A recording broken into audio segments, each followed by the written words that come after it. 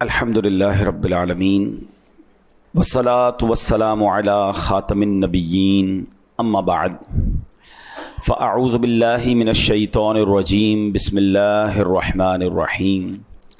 پڑھیے الصلاة والسلام علیک یا رسول اللہ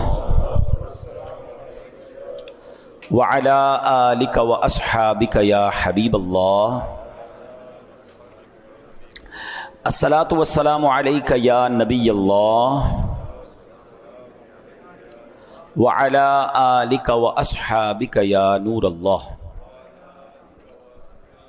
درود پاک پڑھنے کے بے شمار فضائل و برکات ہیں. میرے آقا مدینے والے مصطفیٰ صلی اللہ تعالیٰ علیہ وسلم کا فرمان عالی شان ہے، جو مجھ پر ایک دن میں 1000 مرتبہ درود پاک پڑھے گا وہ اس وقت تک نہیں مرے گا جب تک جنت میں اپنا مقام نہ دیکھ لے. سبحان اللہ. 1000 بار درود پڑھنے کا کیا شاندار انعام ہے کہ مرنے سے پہلے ہر مسلمان چاہتا ہے، دعا بھی کرتا ہے اللہ جنت عطا فرما، مگر اس مسلمان پر مہربانی دیکھیں کہ وہ مرنے سے پہلے جنت میں اپنا مقام دیکھ لے گا. اللہ کرے کہ ہم کثرت سے درود پاک پڑھنے والوں میں شامل ہو جائیں. محبت کے ساتھ بآواز بلند درود پاک پڑھ لیں. صلو علی الحبیب صلی اللہ تعالی علی محمد صلی اللہ علیہ وسلم. الحمدللہ عز و جل. قرآن مجید فرقان حمید کی ہم کچھ پیاری پیاری آیتیں سنتے ہیں، ان آیتوں کا ترجمہ سنتے ہیں اور اس کی تفسیر جانتے ہیں. پہلے بھی میں عرض کر چکا ہوں، دوبارہ ریپیٹ کر دیتا ہوں کہ قرآن پاک میں کچھ آیتیں ایسی ہیں جس میں اللہ کریم نے براہ راست مومنوں سے بات کی ہے، ہم سب سے بات کی ہے. کیسے؟ یا ایہا الذین آمنو کہہ کر، اے ایمان والو، او یو بلیورز. اور یہ تقریباً 89 آیتیں ہیں. آج انہی میں سے ایک آیت اور اس کے تحت بہت پیاری خوبصورت ایمان افروز باتیں ہم جانیں گے. ترتیب کے لحاظ سے قرآن پاک کو اگر آپ شروع سے پڑھیں تو سب سے پہلی آیت اے ایمان والو والی یہ آتی ہے. یہ سورہ بقرہ ہے، آیت نمبر ہے 104. اور اللہ ارشاد فرماتا ہے بسم اللہ الرحمن الرحیم یا ایہا الذین آمنوا لا تقولوا راعنا وقولوا انظرنا واسمعوا وللکافرین عذاب علیم. آسان ترجمہ قرآن کنز العرفان. اے ایمان والو راعنا نہ کہو اور یوں عرض کرو کہ حضور ہم پر نظر رکھیں اور پہلے ہی بغور سنو، اور کافروں کے لیے دردناک عذاب ہے. اب ذرا غور کیجئے میرے پیارے اسلامی بھائیو، یہاں اللہ کریم نے اے ایمان والو کہہ کر کتنی پیاری بات ہمیں ارشاد فرمائی. یعنی اپنے محبوب کریم علیہ الصلوۃ والسلام کے دربار کے ذکر پاک کے ہمیں آداب بیان فرمائے. گویا قرآن کریم کا ہم ایمان والوں سے اگر ترتیب کے لحاظ سے دیکھیں تو پہلی بات ہم سے کی ہے نا، تو سب سے پہلی بات میں تقاضا کیا ہے، مطالبہ کیا ہے کہ میرے محبوب علیہ السلام کا ادب بجا لاؤ، با ادب بن جاؤ. ادب ہو گیا تو سب عبادتیں درست ہو جائیں گی، اور اگر اس ادب میں کمی رہ گئی تو چاہے کتنے ہی روزے، نمازیں، ختم قرآن، پھر کچھ اہمیت نہیں رہ جائے گی.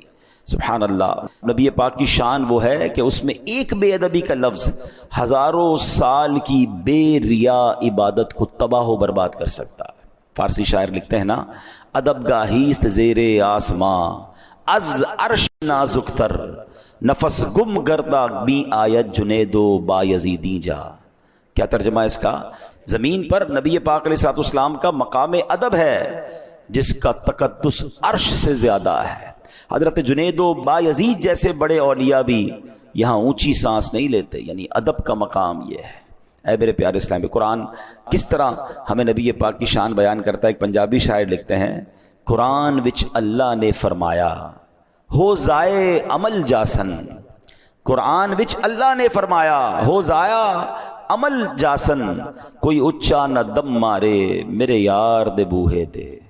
یعنی نبی پاک کی بارگاہ میں اگر آواز اونچی ہو گئی، بے ادبی ہو گئی ہیں، اب یہاں غفلت وہ ہے کہ سارے عمل برباد ہو جائیں گے، ساری نمازیں، سارے روزے، ساری عبادت.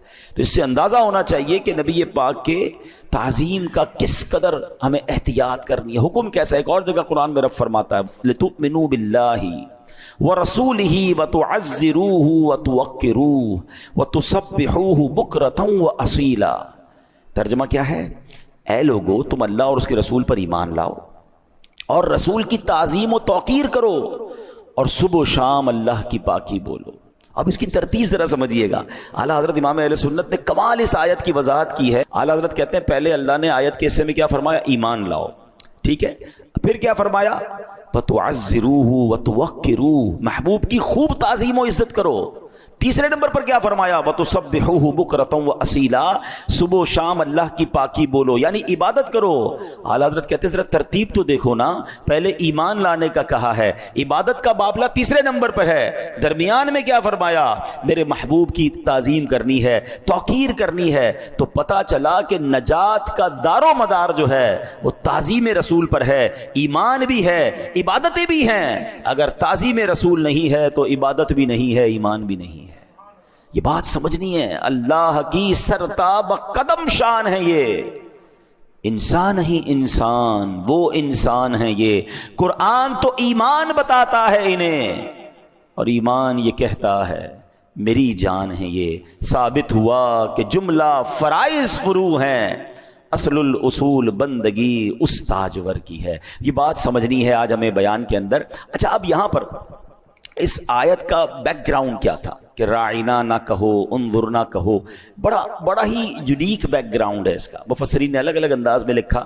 اس کا خلاصہ سنتے ہیں کہ جب صحابہ کرام کو نبی پاک علیہ الصلوۃ والسلام بیان فرماتے تھے، واعظ فرماتے تھے، اسلام کی تعلیمات دیتے تھے، تو آپ نے دیکھا ہوگا ہم اسکول کالجز میں بھی بعض اوقات ہمیں بتایا بھی جاتا ہے کہ کوئی بات اگر اسپیکر کی سمجھ نہ آئے تو آپ کہیں کہ حضور پارڈن پلیز، کم اگین، دوبارہ آپ ریپیٹ کر دیے، سر ذرا دوبارہ ریپیٹ کر دیں.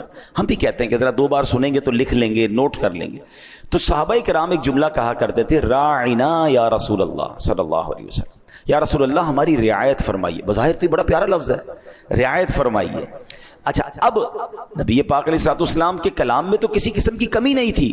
یہ نبی پاک علیہ الصلوۃ والسلام کا کلام وہ نہیں سمجھ پاتے تھے تو وہ اپنی طرف کہتے تھے حضور ہمارے ذہن میں تھوڑی کمزوری رہ گئی، لکھنے میں رہ گیا، سمجھنے میں رہ گیا، آپ کا کلام کمپلیٹ ہے، تھوڑی ہماری رعایت فرما دیں اور دوبارہ سمجھا دیں. اب کتنے ادب والی بات تھی. مگر یہودی جو تھے وہ صحابہ کرام علیہ رضوان کی اس زبان کو توڑ مروڑ کر کھینچ کر بولتے تھے. قرآن کہتا ہے نا وراعنا لیم بألسنتہم، اور رائنا کہتے ہیں زبانیں مروڑ کر، یعنی اس کا کوئی اور پروناؤنسیشن، اس کا کوئی اور انداز. لفظ راہینا تو وہ بھی کہتے تھے مگر وہ اس کا پروناؤنسیشن چینج کر دیتے تھے. وہ کیا کہتے تھے؟ راعینا، یا لگا دیتے اور لمبا کر دیتے اس کو.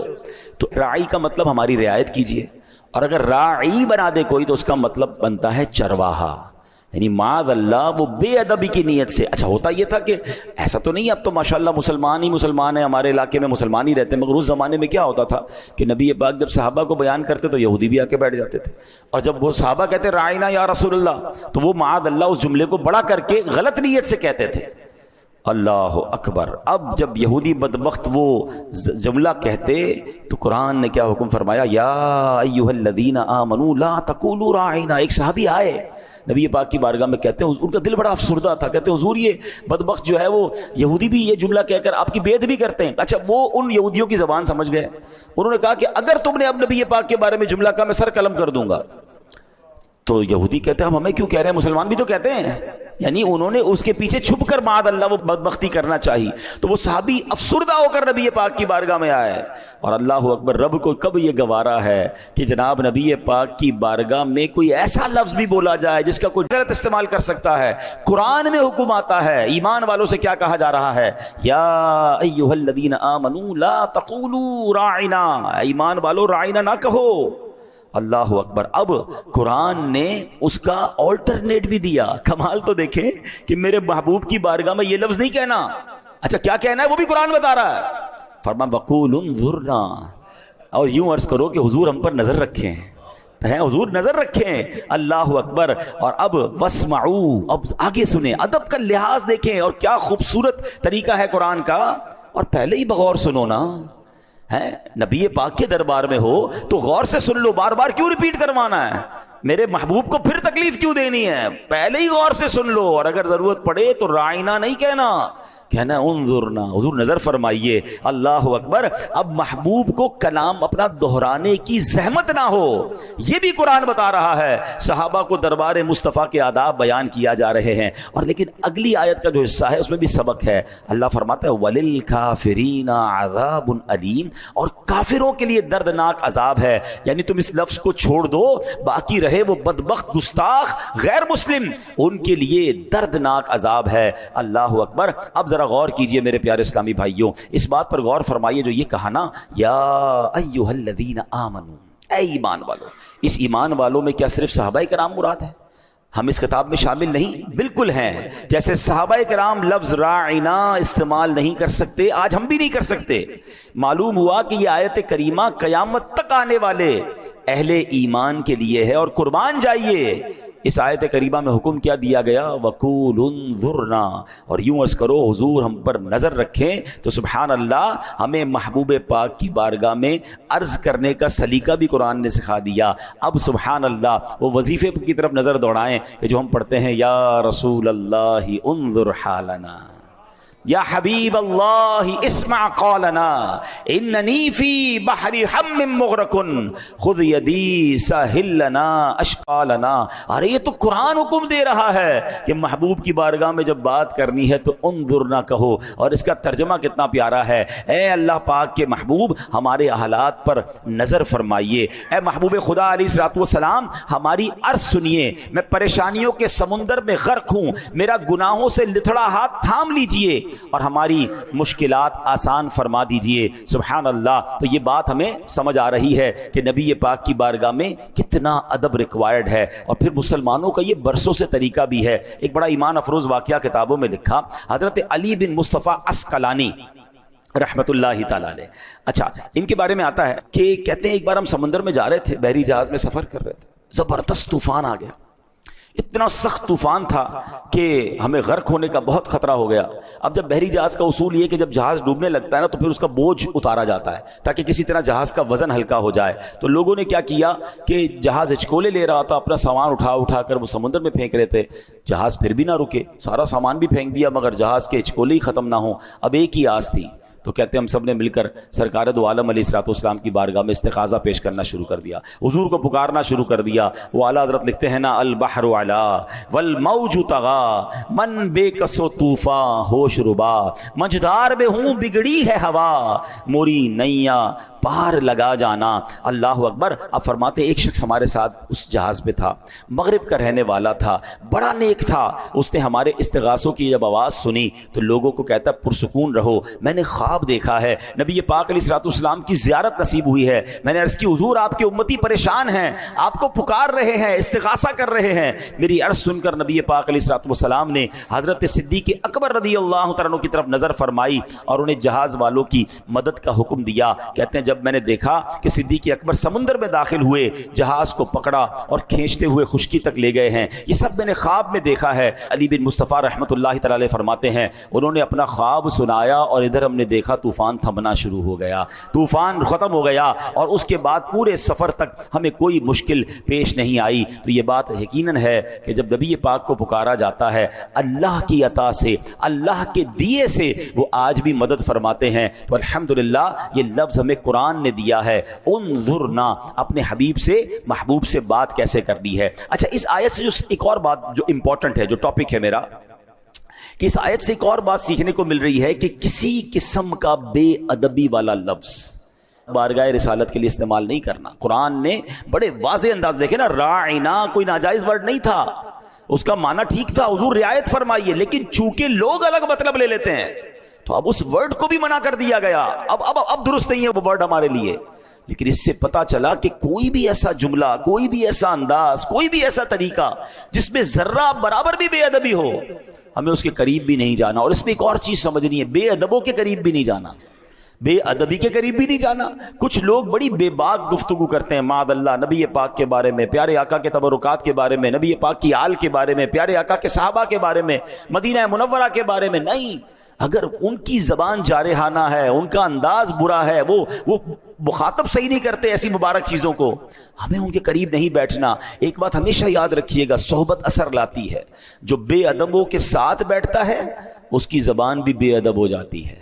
جو با ادب کے ساتھ بیٹھتا ہے اس کی زبان بھی با ادب ہو جاتی ہے نا. عاشق رسول کے ساتھ بیٹھے تو عشق رسول بڑھنے لگتا ہے. تو یہ ہمیشہ یاد رکھیں کہ بے ادب دوست کیسے ہو سکتا ہے میرا. ہمیشہ یاد رکھیں با ادب با نصیب، بے ادب بے نصیب. ہمیں بے ادب نہ بننا ہے نہ بے ادبوں کے قریب بیٹھے تو ایمان چلا جائے گا. قرآن کہہ رہا ہے. اب آگے آئیے صحابہ کرام علیہ رضوان کی احتیاط کیا ہوتی تھی. حضرت عباس رضی اللہ عنہ. اب لفظوں کا چناؤ دیکھیں، یہ بھی سیکھنا ہے کہ ہم کس کے بارے میں بات کر رہے ہیں. ارے پہلے بولنے سے پہلے سوچے تو صحیح کہ آپ سرکار دو عالم علیہ الصلوۃ والسلام کی بات کر رہے ہیں، آپ ان کے صحابہ، ان کے اولیاء، ان کے جناب اہل بیت کی بات کر رہے ہیں. کتنا سوچ کر بولنا ہے. جو منہ میں آیا بول دیتے لوگ. سوچ دیکھیں. حضرت عباس رضی اللہ تعالیٰ نبی پاک کے چچا ہیں. ان سے سوال کیا، حضور آپ بڑے ہیں یا نبی پاک علیہ السلام عمر میں بڑے ہیں؟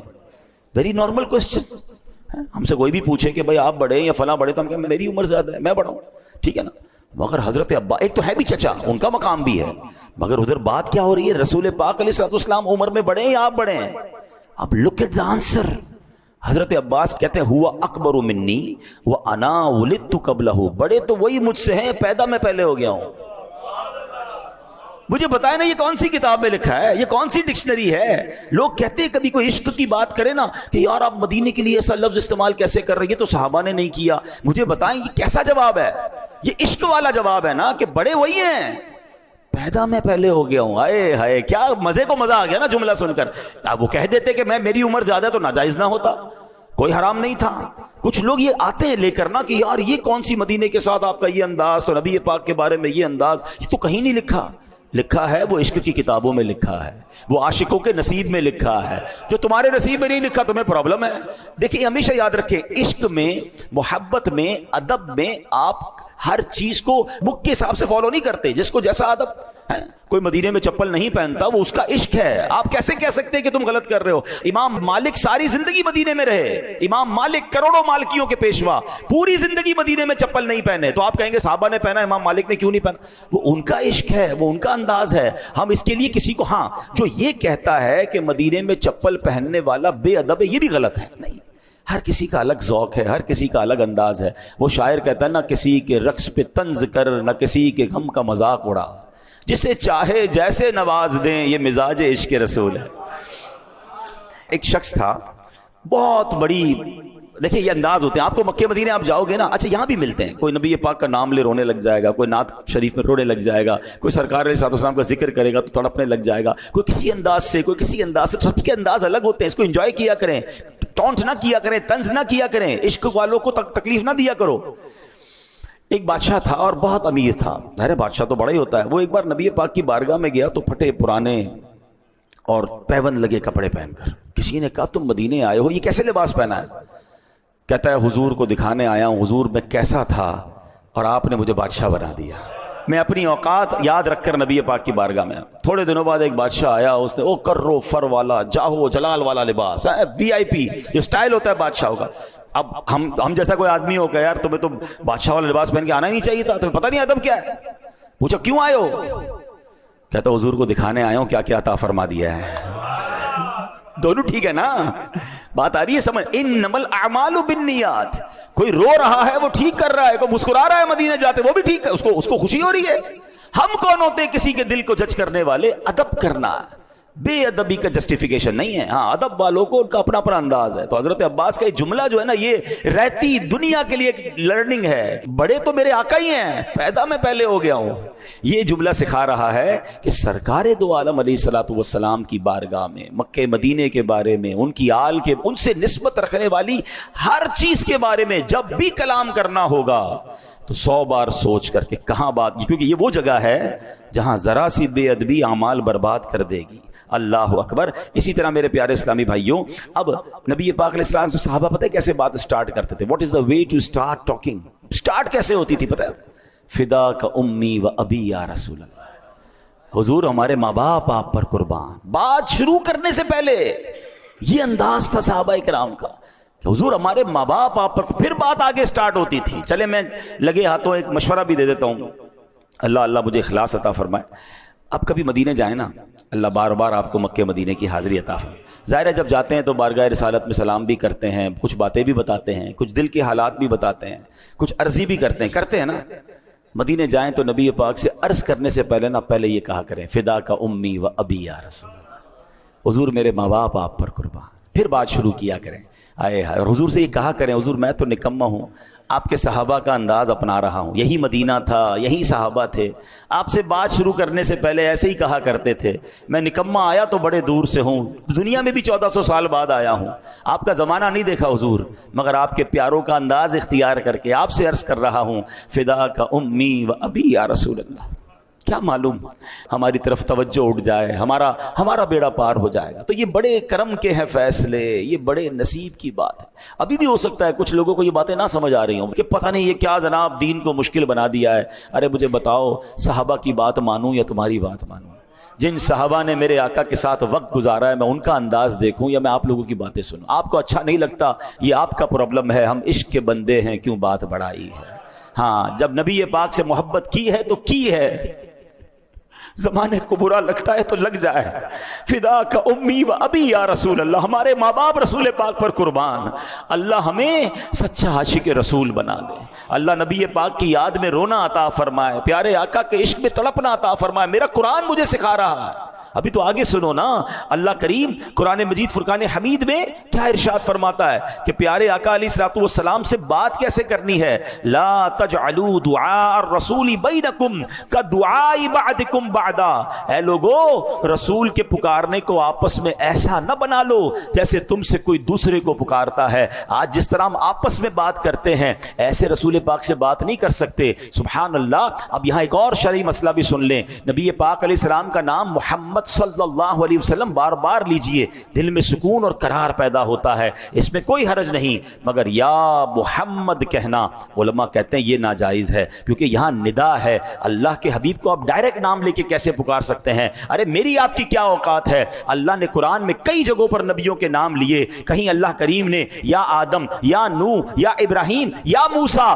یا عیسیٰ کہہ کر بات کی ہے، مگر قرآن شروع کیجئے الحمد شریف سے لے کر والناس تک ایک جگہ بھی آپ یا محمد نہیں دیکھیں گے۔ اللہ نے جب اپنے حبیب سے بات کی ہے تو کیسے پکارا ہے؟ یا ایھا المدثر، یا ایھا المزمل، کبھی طٰہٰ کہا ہے، کبھی یاسین کہا ہے۔ ارے جب رب اپنے حبیب کو کس پیارے انداز میں پکار رہا ہے تو پھر میں اور آپ کون ہوتے ہیں؟ یا رسول اللہ کہیے، یا حبیب اللہ کہیے، یا نور اللہ کہیے، رحمت للعالمین کہہ کے پکاریے۔ میری اور آپ کی اوقات ہے؟ دیکھیں یہ بات ان لوگوں کو سمجھ آئے گی جن کے گھروں میں یہ تعظیم دی جاتی ہے کہ والد کا نام نہیں لینا ہے، ابو کا نام لیتے، باپ نام لے کے پکارتے ہیں۔ اب بتاتے ضرور ہیں آپ کے ابو کا نام کیا ہے، میں بتاتا ہوں یعقوب ہے، لیکن ابو سامنے ہو تو کیا اے یعقوب کہہ کے بات کروں گا؟ نہیں، ابو جی، سمپل۔ جب اپنے والد جو باادب خاندان ہے، اب تو معاذ اللہ چل پڑا، لیکن جو آج بھی خاندانی لوگ ہیں، نہ بیوی اپنے شوہر کو نام لے کے پکارتی ہے، نہ بیٹا بچے اپنے باپ کا نام لے کر پکارتے ہیں، یہی ادب سکھایا گیا۔ تو جس پر ماں باپ قربان ہیں، جس پر میرا سب کچھ قربان ہے، میں ان کو نام لے کر کیسے پکار سکتا ہوں؟ قرآن کی تعلیم یہ ہے۔ اب دیکھیں ادب کا مقام کیا ہے۔ قرآن کہتا ہے ایسے مت پکارو جیسے تم آپس میں ایک دوسرے کو پکارتے ہو۔ اچھا یہاں ایک اور بات سمجھنے والی ہے، آداب کس کے بیان ہو رہے ہیں؟ نبی پاک علیہ السلام کے، اور بیان کون کر رہا ہے؟ رب فرما رہا ہے۔ آپ مقام دیکھیں، مجھ سے بات کیسے کرنی ہے، مجھ سے ملنا کیسے ہے، منسٹر سے کیسے ملنا ہے، صدر سے کیسے ملنا ہے، وہ یا اس کے سیکرٹری بیان کرتے ہیں کہ جناب ہمارے دفتر کا ڈریس کوڈ یہ ہے، ہمارے دفتر کا انداز یہ ہے، آپ کو آنے جانے کے لیے یہ ٹائم ٹیبل ملے گا، آپ نے اتنی دیر کی میٹنگ کرنی ہے۔ کون بیان کرتا ہے؟ یا وہ صدر بیان کرے گا یا اس کے ماتحت بیان کریں گے۔ میرے آقا کی شان دیکھو کہ دربار رسالت کے آداب قرآن میں رب بیان فرما رہا ہے۔ میرے محبوب سے بات کیسے کرنی ہے، میرے محبوب کو پکارنا کیسے ہے، اللہ اکبر۔ بلکہ ایک اور جگہ فرمایا بات کرتے وقت آواز بھی اونچی نہیں کرنی ہے۔ کتنے آداب! اللہ کہتا ہے ایمان والو اپنی آوازیں نبی کی آواز پر اونچی نہ کرو، اور ان کے حضور زیادہ بلند آواز سے کوئی بات نہ کرو۔ آگے کیا فرمایا؟ تمہارے اعمال اکارت ہو جائیں گے، تمہیں پتہ بھی نہیں چلے گا۔ قرآن پاک کی اگلے آیت کے حصے کا جو مفہوم ہے، اس سے پتہ کیا چل رہا ہے؟ اب نبی پاک کے زمانے میں بھی، اور علماء کہتے ہیں یہ آج کے لیے بھی درس ہے۔ اور صحابہ کرام نے جب یہ آیت سنی نا تو حضرت ابو بکر صدیق عرض کرتے ہیں یا رسول اللہ، اللہ کی قسم آئندہ میں آپ سے سرگوشی کی زبان میں بات کیا کروں گا۔ حضرت عمر تو اتنا آہستہ بولتے تھے کہ بار بار نبی پاک کو بعض اوقات کہنا پڑتا، اے عمر دوبارہ بولو، ڈر لگ گیا صحابہ کو ہمارے اعمال ہی برباد نہ ہو جائیں۔ دربار رسالت میں اپنی آوازوں کو اونچا نہیں کرنا۔ مشہور مفسر قرآن مفتی احمد یار خان نعیمی رحمت اللہ تعالی علیہ فرماتے ہیں کہ اب بھی حاجیوں کو حکم ہے کہ جب روضہ رسول پر حاضری نصیب ہو تو سلام بہت آہستہ کریں، کچھ دور کھڑے ہوں، بلکہ بعض علماء کرام نے تو حکم دیا ہے کہ جب حدیث کا درس ہو رہا ہو تو وہاں دوسرے لوگ بلند آواز سے نہ بولیں، اگرچہ بولنے والا کوئی اور ہے، کلام تو نبی پاک کا ہو رہا ہے نا، یعنی حضور کا کلام حدیث بیان ہو رہی ہے، تب بھی آوازیں پست کر دے۔ اب جو روضہ رسول پہ جا کے شور مچاتے ہیں، پلیز، بڑے ادب کا مقام ہے، دربار رسالت میں جائیں، دور کھڑے رہیں، چپکنے کی کوشش نہ کریں جالیوں سے، اور با ادب سر جھکا کر، ہے جو ایک ادب والا خاشعانہ انداز ہے، وہ انداز ہونا چاہیے۔ وہ مقام ہے جہاں آواز بلند کرنے کا منع فرمایا، اور فرمایا کہیں تمہارے اعمال ہی برباد نہ ہو جائے۔ اس سے اندازہ ہو رہا ہے کہ ادب کیا ہے میرے آقا علیہ الصلوۃ والسلام کا۔ اللہ کرے کہ ان قرآنی آیات کے ذریعے جو ہمیں سیکھنے کو مل رہا ہے، اچھا پھر ادب کی ضرورت نبی پاک علیہ الصلوۃ والسلام کے ساتھ تو ہمیں بالکل ادب کرنا ہے، بے انتہا کرنا ہے، مگر جس چیز سے نبی پاک کو نسبت ہو جائے، پیارے آقا کی وہ آل ہو، نبی پاک کا شہر ہو، ہیں میرے آقا کی گلیاں ہوں، میرے آقا علیہ الصلوۃ والسلام کے تبرکات ہوں، میرے آقا کے صحابہ ہوں، نبی پاک کی حدیث ہو، جس چیز کو پیارے آقا علیہ الصلوۃ والسلام سے نسبت ہو گئی، اب ذرہ برابر بھی، یعنی معاذ اللہ، علماء فرماتے ہیں اگر آج کوئی نبی پاک کے منہ مبارک کی بے ادبی کر لے وہ بھی اسلام سے خارج ہو جائے گا۔ یہ بڑا نازک معاملہ ہے۔ تو گستاخی، اللہ اکبر، تو بڑا لفظ ہے، بے ادبی، اور بے ادبی والا وہ لفظ بھی جس میں بے ادبی کا شائبہ ہو اس کے بھی قریب نہیں جانا۔ اب آپ کہیں گے کب سب کہاں سے ملے گا؟ اس کا سمپل فارمولہ یہ ہے کہ ہم با ادب لوگوں کے ساتھ رہیں۔ پہلے چیک کر لیں کہ علماء کرام میں، مفتیان کرام میں، بیان کرنے والوں میں وہ کون لوگ ہیں کہ جب نبی پاک کا نام لیتے ہیں تو ادب سے سر جھکتا۔ آپ نے امیر اہل سنت کو دیکھا ہے؟ امیر اہل سنت دعوت اسلامی کے جو بانی ہیں، فاؤنڈر آف دعوت، جب وہ نبی پاک کا نام لیتے ہیں تو ہاتھ سینے پہ رکھ کے سر جھکاتے ہیں، محمد صلی اللہ علیہ وسلم۔ انداز ہی ایسا پیارا کہ بندہ نامی سن کے سرکار کے تصور میں گم ہو جائے۔ عشق والی بات ہے۔ امیر اہل سنت کا ایک انداز آپ کو بتاؤں، مدینہ پاک جب جاتے ہیں نا تو اب ہم نارملی کوئی ایڈریس پوچھے کہاں جانا تو کہتے ہیں رائٹ ٹرن ہو جائیں، پھر الٹے ہاتھ پہ ٹرن ہو جائیں، پھر رائٹ ہو جائے، پھر الٹے ہاتھ، ویسے ہی نا۔ امیر علیہ سے فرماتے ہیں مدینے میں الٹا تو کچھ بھی نہیں ہے، تو فرماتے ہیں رائٹ ٹرن ہو کے پھر آگے جا کے دل کی طرف مڑ جائیے گا۔ دل کدھر ہے؟ الٹے ہاتھ پہ ہی ہے نا۔ اب یہ لفظوں کی بات ہے، لیکن اگر ادب والا بندہ ہے کہ میں کیسے کہوں مدینے میں الٹی طرف مڑ جاؤ، الٹی مدینے میں تو ساری طرف سیدھی ہے نا، سیدھی سڑک یہ شہر شفاعت نگر کی ہے۔ اعلیٰ حضرت کہتا ہے نا، طیبہ میں مر کے ٹھنڈے چلے جاؤ آنکھیں بند، سیدھی سڑک یہ شہر شفاعت نگر کی ہے۔ اب یہاں ایک غلطی حاجی لوگ کرتے ہیں، عمرے پر جانے والے کرتے ہیں، یہاں بہت سارے ایسے ہیں جو بار بار جاتے ہیں، اللہ آپ کو بار بار حاضری عطا فرمائے۔ مدینے جانا کمال ہے، مکے جانا یہ بہت بڑی سعادت ہے، مگر ایک بات یاد رکھیے گا، جیسے جی چاہے جہاں میں گھوم پھر، جیسے جی چاہے جہاں میں گھوم پھر، پر یہ مدینہ ہے یہاں آہستہ چل، قدسیوں کے درمیاں آہستہ بول۔ فرشتے ہیں نا، 70,000 فرشتے، آپ ہر وقت فرشتوں کے درمیان ہوتے ہیں۔ جب آپ مکے میں ہوتے ہیں کعبے کے سامنے مستجاب دیوار وہ ہے جہاں 70,000 فرشتے دعا کی آمین کے لیے موجود ہیں۔ نبی پاک کا روضہ وہ ہے جہاں صبح 70,000، شام 70,000 فرشتے حاضری دے رہے ہیں سلام کے لیے۔ It means whenever you are in Mecca in Medina, آپ فرشتوں کے درمیان چل رہے ہوتے ہیں، آپ فرشتوں کے ساتھ ہیں۔ تو وہاں کیا انداز ہونا چاہیے؟ شاپنگ کب کرنا ہے، کون سے ہوٹل میں کھانا کھانا ہے، او بھائی آج کدھر جا رہے ہو، فلائٹ کب کی ہے۔ ہم نے حرم میں دیکھا کہ لوگ کعبے کے سامنے بیٹھ کر دنیاوی باتیں، فون پہ بزنس کی باتیں کہکے لگا رہے ہیں۔ ارے یار اس جگہ آئے ہو جہاں آنے کو لوگ رو رہے ہیں، تڑپ رہے ہیں، اس کے دیدار کو تڑس رہے ہیں، اور آج آپ کے سامنے کعبہ ہے اور آپ دنیاوی باتوں میں لگے ہوئے کھیل رہے ہوتے ہیں بچے۔ مدینہ شریف میں بھی یہ منظر دیکھے نہ کریں۔ اگر ادب نہیں کر سکتے تو تھوڑے دنوں کے لیے جائیں، کہیں ایسا نہ ہو سارا سفر بیکار ہو جائے۔ سنبھل کر پاؤں رکھنا زائروں شہر مدینہ میں، سنبھل کر پاؤں رکھنا زائروں شہر مدینہ میں، کہیں ایسا نہ ہو سارا سفر بیکار ہو جائے۔ اصل میں کچھ لوگوں نے گرانٹڈ لے لیا، ہمارے لیے تو مسئلہ ہی کوئی نہیں، ہر سال ہی جاتے ہیں، پوری فیملی بھی جاتی ہے، ٹکٹیں بھی بن جاتی ہیں، پیسے بھی ہیں۔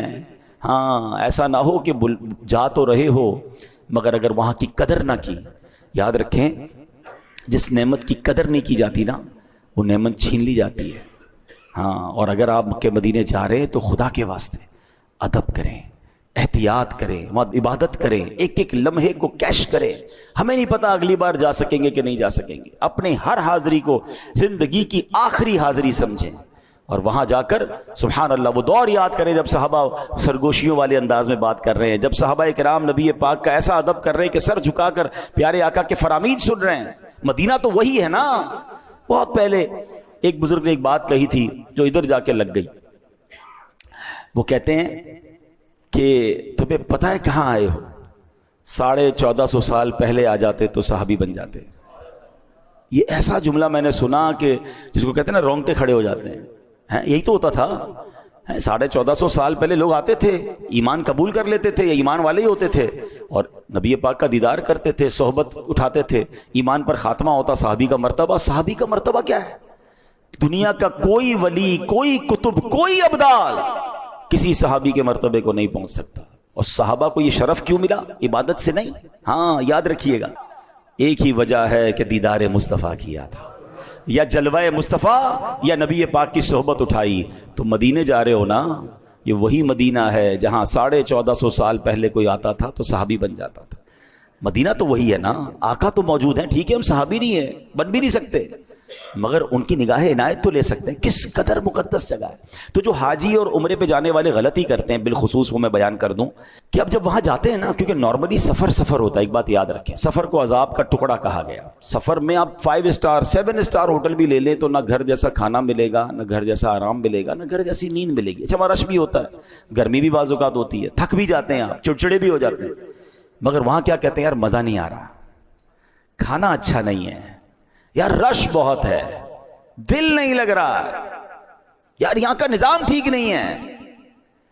ایک بات بتاؤ، آپ کے گھر میں کوئی آئے اور آپ کی دعوت میں آ کر کہے یار کھانا اچھا نہیں ہے، آپ کے گھر میں مزہ نہیں آیا، آپ کے گھر میں ریسٹ میرا نہیں ہوا، بیڈ تو بڑا اچھا تھا مگر مجھے میرے گھر جیسی نیند نہیں آئی، سچ بتاؤ وہ مہمان آپ کو اچھا لگے گا؟ بتاؤ نا. اب مدینے جا کر ایسے کہو گے، مکے جا کر ایسے کہو گے، یہ کبھی مت کرنا، اس کی سزا ملتی ہے. ہاں اللہ اور اس کے رسول ناراض ہو گئے نا، ہم مارے جائیں گے. میں آپ کو صحیح بتا رہا ہوں، ہماری اوقات ہے کہ مکے مدینے جائیں. میں تو اپنی ایک امیجنیشن بتاتا ہوں، اللہ کرے آپ کو سمجھ آ جائے کہ بندہ اس تصور سے جائے کہ مجرم گیا ہے، معافی مانگنے گیا ہے، بخشوانے گیا ہے، ہاتھوں میں بیڑیاں ہیں اور کعبے کے سامنے کھڑا ہے کہ اللہ گناہ معاف کر دے. سرکار کی بارگاہ میں اس لیے گیا ہوں کہ حضور شفاعت کیجئے گا. آپ نے فرمایا جس نے میرے روضے کی زیارت کی اس پر میری شفاعت واجب ہو گئی. حضور بھکاری آیا ہے. اب مجھے ایک بات کا جواب دیجئے، کیا قیدی کے نخرے ہوتے ہیں؟ مجرم کے نخرے ہوتے ہیں؟ کبھی جیل میں جا کر وہ کہتا ہے جج صاحب جیل کا کھانا اچھا نہیں اور جناب مجھے سہولتیں نہیں مل رہی؟ وہ تو ایک ہی تمنا ہوتی ہے اس کی، جج معاف کر دے، رہائی مل جائے. مکے مدینے جا کر شکوے کریں گے؟ مکے مدینے جا کر کیا معلوم یہ بے ادبی ہمیں مروا دے. راستے رک جاتے ہیں لوگوں کے مکے مدینے جانے کے. اے میرے پیارے اسلامی بھائی، پلیز آج کے بیان میں ایک بات یاد کر لیں، چاہے وہ شہر مصطفیٰ ہو، چاہے وہ شہر ولادت مصطفیٰ مکہ ہو، چاہے وہ نبی پاک کے تبرکات ہوں، چاہے وہ نبی پاک کی آل ہو، چاہے وہ میرے آقا کی حدیثیں ہوں، چاہے وہ نبی پاک علیہ الصلوۃ والسلام کی حیات طیبہ ہو، کسی معاملے میں بات کرنی ہے اول تو بات ہی نہ کرو اگر بولنا نہیں آتا. کچھ لوگ کہتے ہیں مجھے بولنا نہیں آتا، تو نہ کرو نا بات. اور اگر بولنا ہے تو 100 بار سوچ کر بولنا ہے، با ادب بولنا ہے. اللہ پاک مجھے اور آپ کو با ادب بنا دے، سچا عاشق رسول بنا دے. اور یہ ادب کہاں سے ملے گا؟ یہ ادب والوں کی صحبت میں ملے گا. تو عاشقان رسول علماء کو سنیں، عاشقان رسول علماء کی صحبت میں بیٹھیں، ان کے بیانات سنیں، ان کی باتیں سنیں گے تو انشاءاللہ آپ کی زبان پر بھی ادب والے، پیار والے، محبت والے، عشق والے جملے آ جائیں گے. اللہ کریم ہمیں سرکار علیہ الصلوۃ والسلام سے والہانہ اور سچی محبت عطا فرمائے. اعلیٰ حضرت امام اہل سنت کے شعر پر اپنے بیان کو ختم کرتا ہوں کہ جان ہے عشق مصطفیٰ روز فزوں کرے خدا، جان ہے عشق مصطفیٰ روز فزوں کرے خدا، جس کو ہو درد کا مزہ نازے دوا اٹھائے کیوں. اب یہ بات بڑی گہری ہے، ٹائم نہیں ہے، چلے ایک جملے میں اشارہ دے دیتا ہوں، عقل مند اس شعر کی خوبصورتی پکڑ لیں گے کہ درد میں مزہ نہیں ہوتا. ہاں جب مزہ ہو تو درد نہیں ہوتا، درد ہو تو مزہ نہیں ہوتا، ایسا ہی ہے نا. مگر اعلیٰ حضرت کہتے ہیں جس کو ہو درد کا مزہ، کیونکہ عشق رسول جب جس کو ہوتا ہے نا درد اس کو بھی ہوتا ہے. ہاں پیارے آقا کی یاد تڑپاتی ہے, مدینے کی یاد رلاتی ہے, درد ہے, مگر اللہ کی قسم اس درد میں مزہ بڑا ہے. یہ ایسا درد ہے کہ جس کی دوا نہیں چاہیے. درد ہو تو دوا لیتا ہے نا بندہ, دعا کرو یار یہ درد ختم ہو جائے, دوائی دے دو ڈاکٹر صاحب درد ختم کرو. نہیں, یہ درد بڑھنا چاہیے. جس کو ہو درد کا مزہ نازے دوا اٹھائے کیوں. اللہ کریم عمل کی